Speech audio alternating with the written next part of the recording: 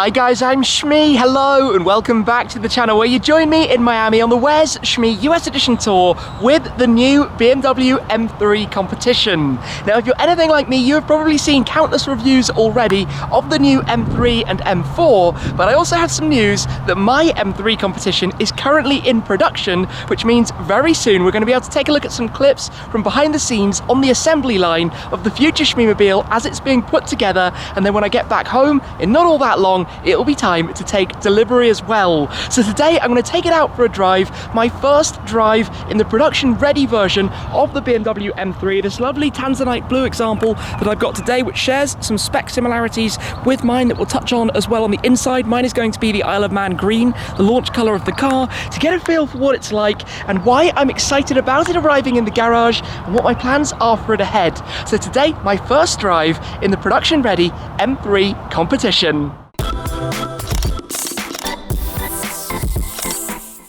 Getting started with a walk around, we need to approach the very large elephant in the room when it comes to the new BMW M3 and M4. Now overall, I think the design of this car is brilliant. The rear end looks fantastic, very in keeping with what you'd expect and hope for from BMW M, and then the M3 in particular has these amazing rear arches, that incredible angle that you have, much wider than the standard car. In fact, the M3, when compared to the standard 3 Series, is wider by 75mm at the front and again at the rear. The M4 is exactly the same up front, but the standard 4 Series is wider to begin with, so it's only 40mm wider at the back. But then you get around to this new look front end with one of the most intensely debated and discussed design decisions ever found on a car, particularly in recent years. The new BMW dual kidney grills launched on the new 4 Series, carried through as expected onto the M4, but I think a lot of people hoped that the M3, or thought that the M3 wasn't necessarily going to have this new style look and it might retain the same look of the 3 Series, but in fact it has inherited these new narrower and taller grills,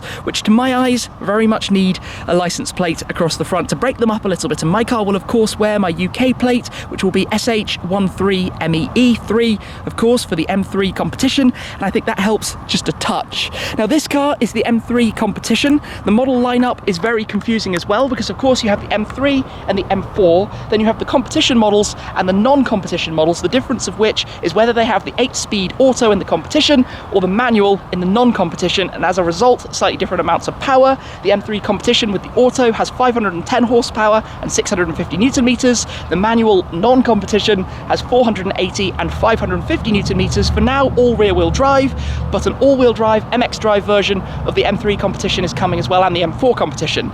Now I'm not sure if you've been able to keep up with that. Like I said, very confusing. Anyway, let's take a look at the car that is here in front of us in Tanzanite Blue metallic paint, looking incredible to be honest, working very nicely with the blue touches inside the headlights, particularly here under the sunshine in Florida. This car has the 826M style wheels. Mine will have the 825s, so slightly different design. We've also got the optional gold carbon ceramic upgrade. I didn't go for that on mine, but this does have the exact interior that I've chosen, which we'll take a look at in a moment.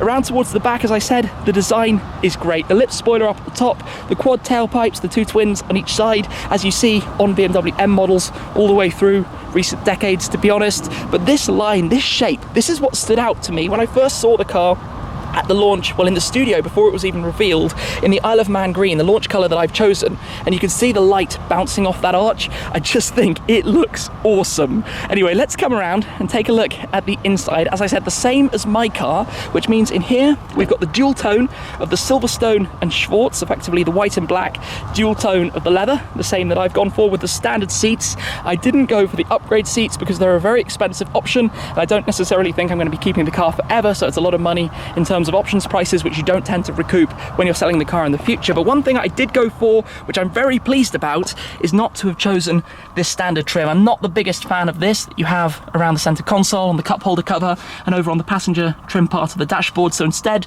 those will be carbon fiber in mine, as will this touch that you have around the steering wheel. I want to talk a little bit more about that when we're driving as well. Let's go and have a quick look up front. M3 and M4 sharing exactly the same power plant, 3 litre twin power turbo inline 6. As I said, 8-speed auto gearbox in this, 510 horsepower. With the driver's package, the top speed goes up to 290 kilometers an hour, which is just shy of 180 miles per hour. But basically, the power lamp sitting up front.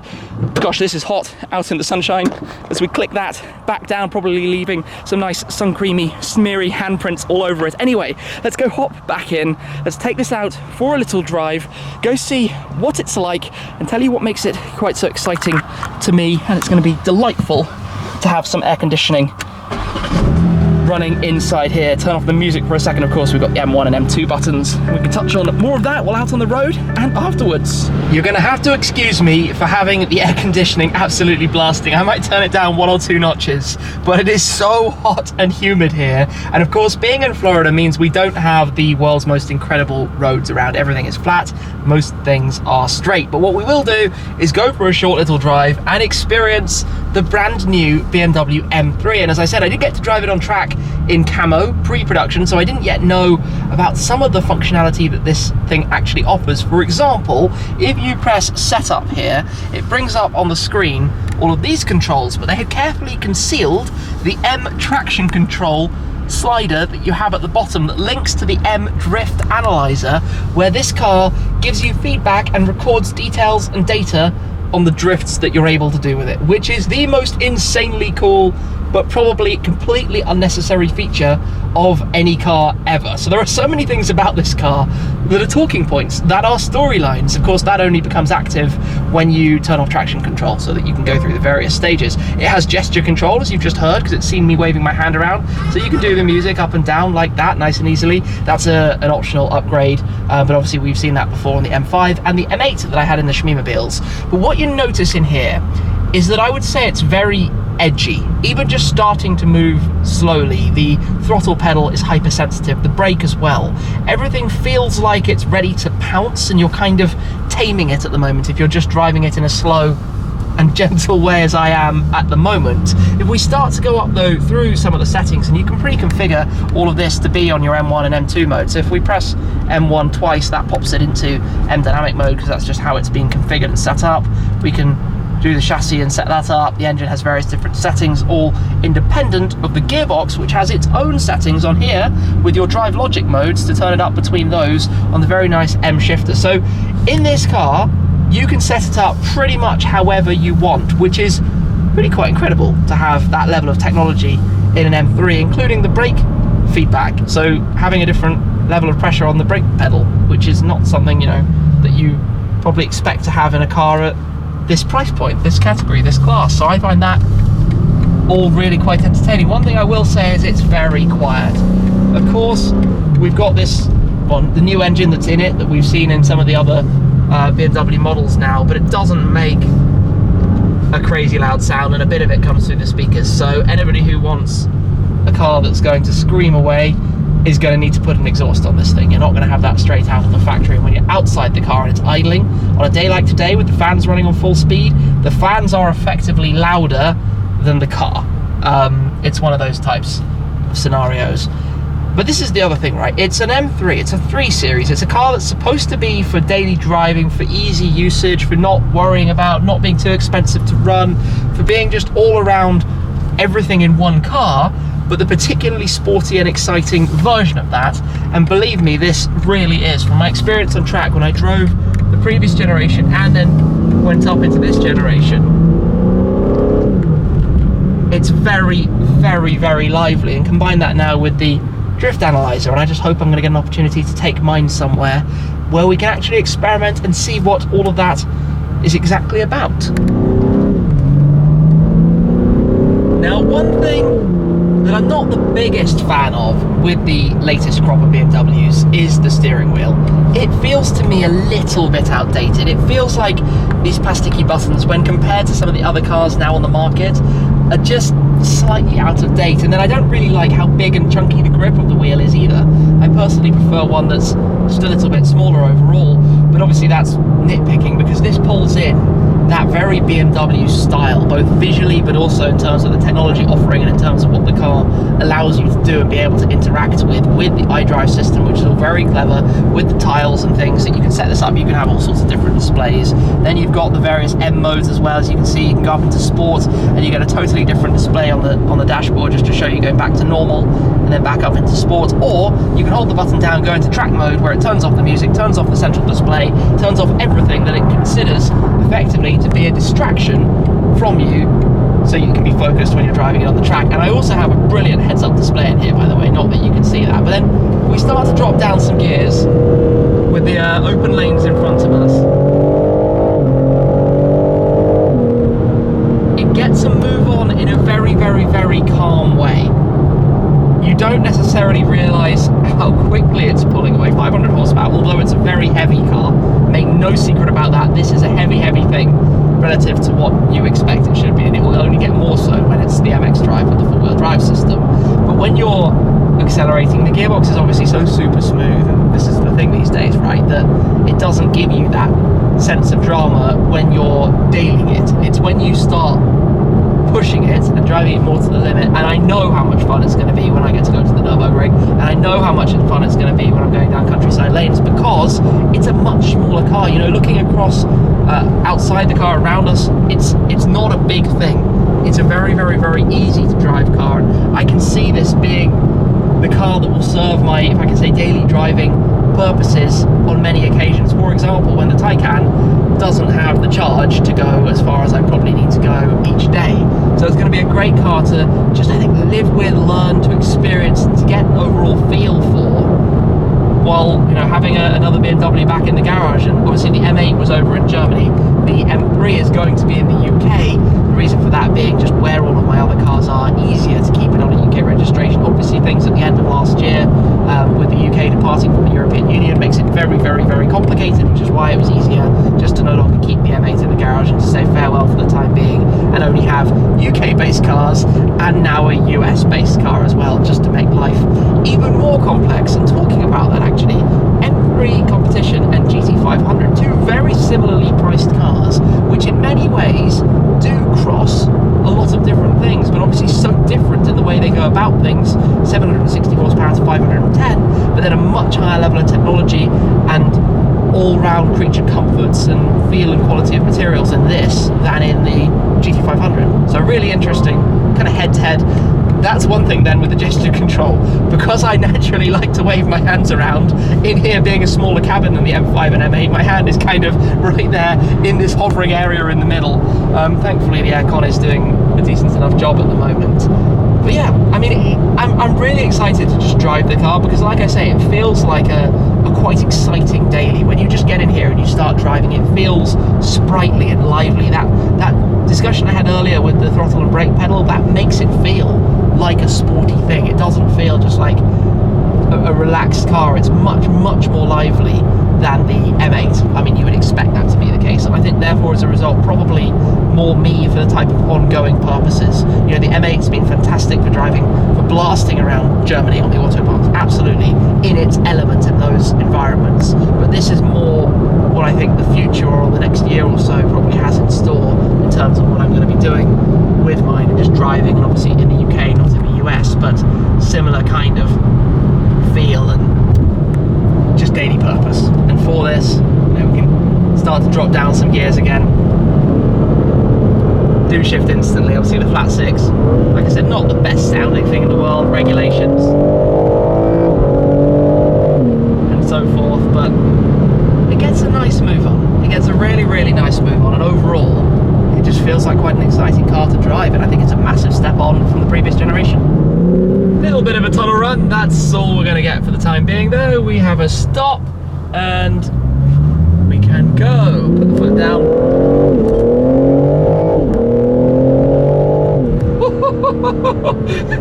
That's where it becomes significantly more lively. As we pull back out onto the freeway, the car just wakes up a touch, and you can feel the rear-wheel drive nature and how it just wants to play a little bit. Obviously traction fully on at the moment. If we turn that off, I can guarantee if you put your foot down like that, that's where the joy of BMW M, that M smile, comes to your face that I've experienced many times before, and the car would happily let you misbehave a little bit. Now, had the xDrive been out from the very beginning, I suspect I probably would have been in the camp of going for the xDrive to be able to reap the benefits that come from having the extra stability, the extra safety when required, when conditions are awful, but also being able to switch it off as well if you want to go out and just, you know, be a bit of a hooligan, because they offer this magnificent system, launched first with the M5, now found across the range, and most of the time you just have it on. Quicker launch controls, quicker acceleration out of corners, all around benefits basically. One other thing, by the way, the standard seats that we have in here, that I'm obviously enjoying at the moment, they are very, very good, the seats that they've fitted to the M3 and M4 without even doing the upgrade. The upgrade seats, everyone says, are absolutely amazing, and I have no doubt that's the case, but these are plenty good. These are a really, really nice seat, comfortable but also supportive enough with the side bolstering, plenty of adjustments and things that you can change and move as well, depending, you know, how you want to have that. If we just play a little bit here, obviously if you go up into Sport Plus for the engine, and you can either touch it or you can use the iDrive controller to go through the various different things as well, depending what exactly you want to see out of it and which mode you want to be in. But if you just play around, oh, interesting, as soon as I pressed efficient, I felt the throttle pedal being slightly less responsive. Chassis obviously changes dramatically the ride quality. You feel the instant change and connection from that. Steering, I personally am actually quite liking it more in sport, and there's slightly heavier steering feel, and brake of course you can change as well, and then the traction control you can toggle if you turn off ESC completely, and then you can start playing around with that. So again, loads of configuration, but a car that I think this is like that one car does everything type category. Like, what more could you need than a 500 horsepower M3? And maybe a manual. Maybe the manual would be amazing, but in the UK, alas, we don't get the manual. The manual is not an option. You cannot have the non-competition model in our markets. That's what BMW UK have decided. Hence, the rear-wheel drive M3 Competition is the only one for now, and I just think the M3 looks that touch better than the M4, as well as having the practicality of the seats back there behind us. You know, if you want to take a couple of passengers or stick a little bit more luggage in the back beyond what you can fit in the already very large boot or the trunk, of course, then you've got the option to do so if you wish. I guess this is about as much of a corner as we're going to get here in Florida, but it does ride remarkably well. We're in Sport on the chassis at the moment. Obviously you can stiffen things up further if you go into Sport Plus. Unfortunately, this is not really the most dynamic place in the world to be taking a car for a thorough test drive. That's why I wanted to make this more kind of what I'm looking forward to most. And I think the biggest sense I have driving in the new M3 is that it has really grown up. This feels like a serious car.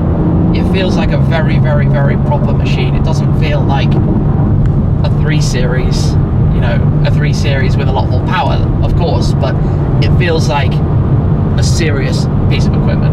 Thankfully, with a bit of time, it is now slightly cooler inside here, but today is beyond hot, especially for a Brit currently over here in the US. The humidity levels are insane, but let me show you a little bit more then of what we have around here and how all of this works. We have the 12.3-inch digital display for the dashboard, the 10.25-inch for the central screen, giving us all of the control. You know, you go to the home, you've got your different screens, you've got all the engine data that you can see as well when you load this up, and you've got your temperatures, pressures, your live gauges, you've got all of your car settings in here, everything that you can control. In fact, you can see the heads-up display in front of me. Like I said, that's the M display. If we go out of M mode back into normal, you get the more regular display there, and of course the main dashboard changes as well. I do think it's time for a new steering wheel, although I very much like the blue-red cross stitching that you have around the underside. I think that's a really nice touch that you find on here. Like other models, up front we've got the cup holders, we've got the wireless charging pad, we've got the central console with all of these controls. Gloss black, very sensitive to fingerprints, one thing to think about, but your traction, your parking and cameras. And in here we've got we do have the reversing camera. If we go into reverse like that, we've got a reversing camera. We don't have the 360 cameras in this one. Press the button there to get back into park. Your hotkeys for the infotainment and the iDrive controller, and you can close that up as well. Obviously, like I said, these will be carbon fiber in mine. I'm going to press the button, turn it off for the moment. Armrest, decent amount of storage in there. USB-C ports as well. USB-C ports very much becoming the norm because it's a 3 Series. You've got convenient drinks bottle holders. These M3 badges on the seats illuminate as well, so in the dark this car looks really cool from the outside. When you look through and you see those illuminated, as well as the ambient lighting. You can just see we've got the blue light under the dashboard and around the door card and through some of the other areas as well, which again I really like, and it's offering us pre-conditioning probably for the next time we would take the car out. Memory seats, window controls, mirror controls. We've got the power fold boot on this as well, and your light controls down here, and a little storage compartment that you might not even know is there. Very safe if you can't even know about it yourself. I wonder how many owners know that they have that. So with the front seat in my position, let me take a step on board the back. Of course, rear driven, the wheels take up a chunk of the access that you would have through, but it's not a particularly big car and it still manages to be fairly comfortable. You know, that front seat is in my position. I've got more than enough space back here. It's not claustrophobic. Plenty of headroom up above me actually as well. You can see, yeah, I'm not going to bang my head on the door. Actually quite decent, to be honest. Yeah, that's not bad. Like I said, the M3 has grown up. It's actually an overall really good rear compartment for a car like this, of this category. Anyway, let me climb back on out, getting the car very much covered in fingerprints wherever I go. Obviously, as I said, we've got the carbon fibre roof, become quite standard on some of the M models now. We've got the power fold tailgate, one press of the button that opens on up. You can see we've got a decent amount of space, as well as the 40-20-40 folding rear seats and some storage bins on either side that you have for various bits and pieces as well, with the netting to hold those all in place. Close that back down. You've got the ability to wave your foot underneath and it will open up. And then down here you've got those very large 100mm round exhaust tailpipes, and all the high gloss black, by the way, which is part of the M3 Competition. Everything's silver if it's the non-competition model. And just look at the light off that arch. There's something very, very cool about a saloon car with wide arches that makes a statement. You know what it's about, you know what it's for, and in the case of this, and this particular spec, I think it could also slide under the radar and look very nice in the process. Mind you, I'm looking forward to the Isle of Man green of mine. So today has been great fun. My first drive out with this car. I'm going to be enjoying it a little bit more while I'm still out here in Florida, but we'll also have some updates very soon on mine and the build of the car at the BMW plant, and I'm very, very much looking forward to showing you some of the behind the scenes that's being shared with me of it before eventually taking delivery very, very soon. For now though, I think that's why I'm excited about the arrival of the M3 Competition in the Shmeemobile. So I hope you've enjoyed this video. Thank you very much for watching. As always, guys, I appreciate your support an awful lot, but that is it for this time, and I'll see you again very soon. Cheers!